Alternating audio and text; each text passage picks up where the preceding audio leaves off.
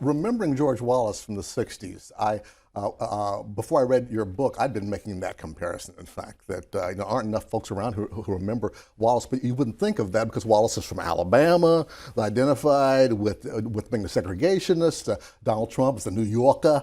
He's Yeah. got, but in both cases, though, their appeal went way beyond the states they came from. You're exactly right. And that's the thing about, that's Not why, just states, but the regions. yes, That's a broad thing, precisely. And across the regions. Wallace was such a regional candidate because he would say to stoke the grievances and play on the grievances of the South, he would say to his audiences, whether he was in Virginia or Alabama or Georgia, he would say, they, meaning the elites, have looked down on us being anybody from the South, and we're not going to let them do it anymore.